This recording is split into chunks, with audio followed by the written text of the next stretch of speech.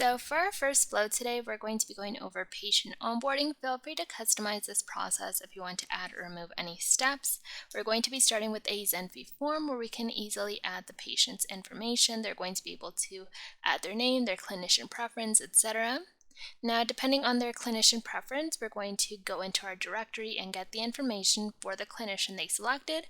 That way we can have access to their email, supervisor's email, etc. Now we're going to go ahead and add the information that they submitted in the form to our intake table. So all we have to do is add every single field to its respective column. Now, to be able to check if the clinician can take this patient, what we're going to do is send a task to their supervisor. So what we're going to do is just generate their email. You can customize the body of the email, the subject. If you prefer to send it directly to the clinician, you can do that. Maybe depending on if they're an intern, you can send it to their supervisor. If they're a regular clinician, you can send it directly to them. So you can really customize this process to make sure it works exactly as you want it to. And now, depending on if they approve or not, we want to make sure we send the correct email. So we're notifying the patient whether they were approved or not, depending which branch it follows. And then we're going to make sure we update the status. So that could be connected to clinician, for example, if they were accepted, and we can add what clinician they were connected to. And if they weren't accepted, we can go ahead and send them back to the waitlist. That way someone can manually go and pick them. Now, what happens when we want to do the inverse, when we want to offboard a patient? So what we're going to do is once again start with a Zenphi form. What you're going to be able to do is select the patient from a drop-down. So since we have everyone in our table, they're going to be able to select. They can add the discharge date, any medications that were prescribed, diagnosis, any of this information. We're going to get the client information and the clinician information from the table, and we're going to generate a patient discharge document. So we can use a template to be able to fill out different placeholders with information, like for example, the discharge date, their diagnosis. That way we can actually send them this document to have. And now we're going to go ahead and send the PDF document we just generated to the patient. We can CC the supervisor, the clinician, to make sure everyone is in the loop. And again, we can customize the subject, the body, and we have to make sure that we attach the final document. Now, last but not least, we want to make sure we change the onboarding status. So we're going to go ahead and update it to discharged. And now let's take a quick look at how Zenphi dashboards can really help you take your patient onboarding, offboarding, and all of these different processes that you may have to the next level. So as you can see, you're able to create different widgets which you can add to a Zenphi dashboard depending on what information you want to show.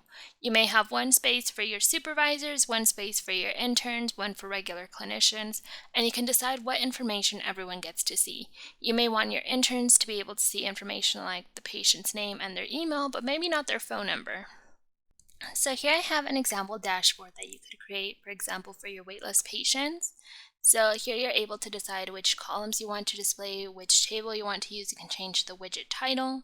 And then down at the bottom, you can decide if you want to be able to give them the option to add, delete, or edit any of the records. Now at the bottom, I have added a clause. That way we can only see the ones in the waitlist.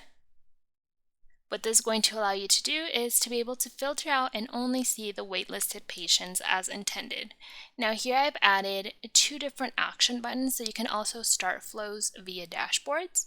So here I've added an action button which is going to allow a clinician to accept a patient. So if they see someone in the waitlist that they would like to work with, they can easily click on the button to be able to work with the patient like so.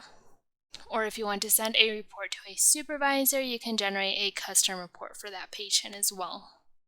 Here is another example of a widget that you would be able to create. So this is a Kanban where you can see the different statuses of where different patients are in. So you can see when has been discharged, when is in the wait list, when has been connected to clinicians. So you're able to see that information, and you can decide what group you want to sort by. Maybe instead of onboarding status, you want to group by category or by doctor. Then down at the bottom, you can decide what columns you want to display. And again, you can add action buttons, how many cards you want to see. You can add any sort of conditions. So this is really going to be able to help you be able to decide what information is displayed for your different clinicians, for example. And then what you could also do is, for example, doctor chosen, when that is equal to, and then we click on the token picker and the name. You can also do the email depending on what your column says. What this is going to do is show only the ones that are for yourself. So when you log in, into Zenphi, you'll obviously have your name there. So if that matches to the doctor chosen, you'll see all of the ones pertaining to yourself only, and that's a way that you can make sure that nobody is looking or editing anything that doesn't pertain to them.